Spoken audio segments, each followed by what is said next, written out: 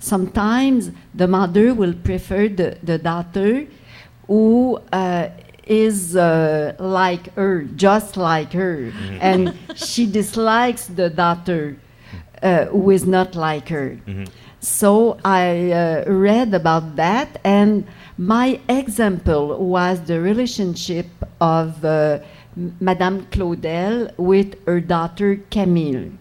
She had two daughters, Louise and Camille. She loved really Louise, and she disliked Camille, with the result we know, you know. And after that, after having spoken of the mother, I asked myself, what is a daughter who becomes a mother? And the daughter becomes a mother, and she has a daughter too. So the same pattern is repeating. So, and I think that between mother and daughter there is a blessure, a pain, yeah, you know, that we can't explain because they are together. Elles se ressemblent. They look together, but they are not the same, and they have to separate to be two women. It's very important to respect our mother like another woman, and that the mother can respect her daughter as another woman too. And it's not easy, nor for the mother, neither for the daughter. So maybe but I feel now like it's more about the transmission of femininity than the story of a relationship between mother and daughter. It's the way, like, you know, those, like Daniel was saying before, like the way things are going, like from a woman to a woman to a woman to a woman. So that kind of thing. And what I think we thought a lot about what is it to be a woman, like what is it, that femininity, like what is it exactly, you know? Well, the brilliant thing about this, obviously, is that you embody those women through 50 women. And I'm wondering if you and Guy could talk a little bit about the process you went through to find these incredible people that you did. Oh yeah, it was nice. Yeah, because when I create the show in French, like I always dream of having a lot of.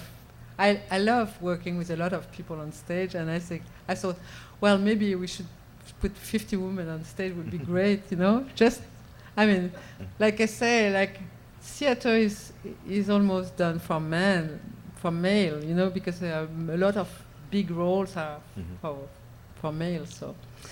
Oh yeah, in Toronto, then we decided to do it with 50, so we have to audition a lot of people, and we thought it would be nice to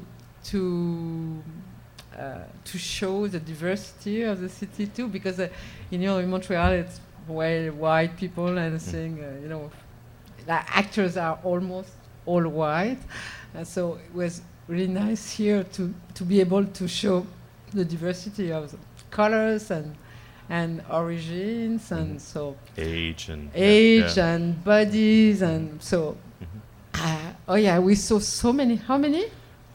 We saw a little over 200 in 3 days. Was crazy. And then I have to decide like 3 people every 15 minutes, and I have to say yes, no, you know, like. But it was constantly evolving. It was a really fluid process. Yeah. But it was really important for us just to re-emphasize to represent the cultural diversity of the city, and I firmly believe there's only a few cities in the world who can do that, and we're lucky to live in one here. Yeah. So as these women all came together, one of the other things I was kind of curious about is in terms of the design of the show. Obviously, there's that beautiful moment at the beginning where it's an empty stage with all of their shoes. But then as they all come out, there's a decision to dress them in the black, the red, and then the cream or the tan. And is there a certain symbolic reason for those choice of those 3 colors? Not really. Like it's like everything. Like many things I cannot explain. You know, like I don't know. It happened. Like you know, sometimes it's just the way you work, and then you go deeply inside, and then things appear. And most of the things of the show, I cannot really explain. You know, I can do some bullshit about it, but it's not true. Like I don't know. You know, it's like so. So after Louise, you presented Brigitte with a finished book. To what extent through the process was there a continued dialogue between the two? Did things move around, or did the original piece exist in the end as the way you had conceived it? No, but we start a lab. What do you say, a lab in French? Yeah. In Workshop. English? A workshop during almost 1 year with 10 actresses, and we spoke a lot. And I don't know. We had this text, Louise text, and it was very slow. And then I don't know. I work on it and start at the beginning, and things were going. But it took a lot of time. It took a lot of time, and so sometimes j'ai jeté des textes. Throw out. Throw some of the you cut some text. some tableau. Sometimes I decide because I felt free too, because Louise said, and I knew, you know, she will not be on my back saying yeah. So saying is my text. So I felt really free, and so yeah. But the thing were very organic, I would say. Like I was building the show, and it's true. I don't know how. You know, really, I don't remember. Like it's like. But as I say, you know, when you work on art, most of the time the piece is already done before you do it. So, and as a director, I think, or a creator, I think I have to listen to sing instead of doing things. So I have to listen. What is it here? You know. So, and of course, what is it here? It depends on me too. But then I have to discover the form. You know, I don't know, because the form exists, and I have to put some light on it. So any major changes as the translation happened between what happened in Montreal and in Toronto, and how any changes in the way that the artists here responded to the text? And you know, I didn't see the original show, so and I know there might be some people in the audience who maybe did. Yeah, the thing is, because the process was very slow and very organic, it's very hard to change anything. Like I can't. Because the show is built from the word and from the gesture, so everything is together. And I mean, it's like I don't know what you say, it's a whole piece. Yeah. So, and I can't move anything, because if I move this, like you know, everything is done. So, but it's funny because the actresses. Like the way they respond to it, it's the same as in French, and even the audience is the same in English. I'm very surprised of it. So, like for example, we were crying at the same places, you know. Oh, you know, the same words, not the same word, because a word in French provoke tears, and the same in English, you know. So, I think because the text is very deeply rooted in something very true. It's no, you know, it's not a formal exercise. It's poetry, but rooted in the body. So it's very strong.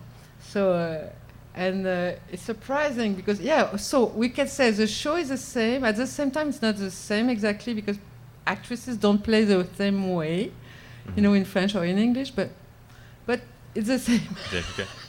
And Chris, I just want to say we should have to give some kudos to the translator Erin Morey, who worked with Louise too. And I was gonna push her book at the end, which is available downstairs, but we'll get to that. Now, in terms of the way that the show is designed, this constant sense of almost waves of movement. A guy and I were talking before we went on stage, and he was saying, the best place to probably watch the show is from up in the balcony because you get to see how everything moves. And I'm just curious, like at a couple times, even on a lower level, I could recognize some figures. Like at one point, there seemed to be a 9 that was formed on the stage. Spiral, okay. A spiral, okay. And is there any particular notion for why these women make these patterns? Nothing? Not really. No? No, as I said, because we were trying something, like, I don't know, like with, for example, the spiral, when you say that, but I don't know how it happened. It was by hazard, because we were working on this part of the show where you hug your mother, and then, we say, so maybe now we can look for a mother. So we try to look for the mother without her being here. You understand me when I speak English? Because I thought I speak like a baby, like, Okay.